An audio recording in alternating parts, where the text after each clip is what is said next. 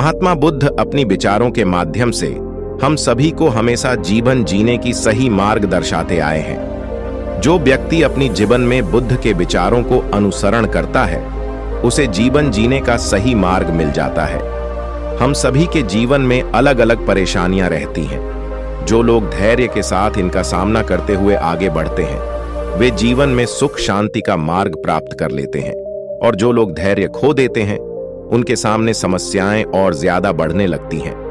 महात्मा बुद्ध के विचारों से प्रेरित एक छोटी सी कहानी के माध्यम से आज हम ये जानेंगे कि आखिर मनुष्य अपनी जीवन में खुद को दूसरों से तुलना करते हुए कैसे और क्यों हमेशा दुखी रहता है, और इसका समाधान क्या है। महात्मा बुद्ध के एक शिष्य परेशानियों की वजह से बहुत निराश हो गया था।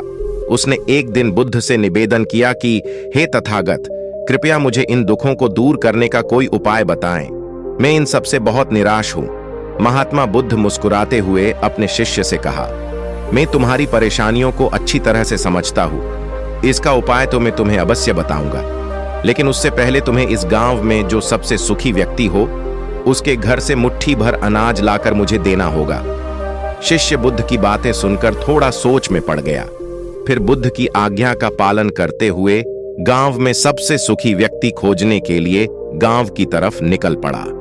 कुछ देर आगे चलने के बाद उसे एक व्यक्ति दिखाई दिया, जो अपने घर के बाहर शांति से बैठा हुआ था। शिष्य ने सोचा कि ये व्यक्ति तो बड़ा खुश लग रहा है, शायद इस गांव का यही सबसे सुखी इंसान होगा। ऐसा सोच विचार करने के बाद शिष्य ने उस आदमी को अपने गुरु की आज्ञा बताई और कहा कि आप मुझे गांव में सबसे ज्यादा सुखी व्यक्ति लग रहे हैं। कृपया मुझे अपने घर से मुट्ठी भर अनाज देंगे। ये सुनकर वह व्यक्ति क्रोधित हो उठा और कहा, आज सुबह सुबह ही मेरा पत्नी के साथ झगड़ा हो गया है। पत्नी की वजह से रोज नई नई समस्याएं सामने आ जाती हैं। वह मेरी कोई बात नहीं मानती, हर काम अपनी मर्जी से करती है। दूसरे लोग शादी करके कितने खुश हैं, लेकिन मैं शादी करके अपनी जिंदगी से बहुत परेशान हूं। शायद सुखी रहना मेरा नसीब में ही नहीं है। आदमी से ये सब बात सुनकर शिष्य वहां से आगे निकल गया। कुछ देर बाद उसे फिर एक व्यक्ति दिखाई दिया।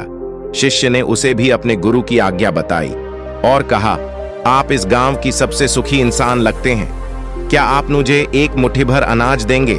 व्यक्ति ने कहा, भाई मेरा पड़ोसी बहुत धनवान है, उसके पास सभी चीजें हैं। मेरे पास तो वैसा कुछ नहीं है। मैं तो बहुत गरीब हूं, मैं कैसे सुखी रह सकता हूं। शिष्य वहां से फिर आगे चला। पूरे गांव में घूमने के बाद भी शिष्य को कोई ऐसा व्यक्ति नहीं मिला जो सबसे सुखी इंसान हो। कुछ समय बाद शिष्य बुद्ध के पास लौट आया और कहा, तथागत, इस गांव में तो एक भी सुखी इंसान नहीं मिला। सभी लोग अपनी जीवन से निराश हैं। बुद्ध ने मुस्कुराते हुए कहा, इस संसार में सभी लोग खुद से ज्यादा दूसरों की वजह से दुखी हैं। लोग खुद पर ध्यान देने की वजह दूसरों पर ज्यादा ध्यान देते हैं। अपने आप को दूसरों से तुलना करते हैं। जो चीज उसके पास है वो मेरे पास क्यों नहीं है? वो ऐसा काम कर रहा है तो मुझे भी वैसा ही करना चाहिए। वो अपनी जीवन में सुखी है लेकिन मैं नहीं हूं। यही सब विचार ही दुखों का मूल कारण है। अगर हम सुखी रहना चाहते हैं तो हमें दूसरों पर नहीं बल्कि खुद पर ध्यान देना चाहिए। अपनी बुराइयों को दूर करने की कोशिश करना चाहिए। कभी भी किसी दूसरे व्यक्ति से प्रतिस्पर्धा नहीं करना चाहिए। प्रतिस्पर्धा करनी ही है तो स्वयं के किए हुए पुराने कर्मों से करें।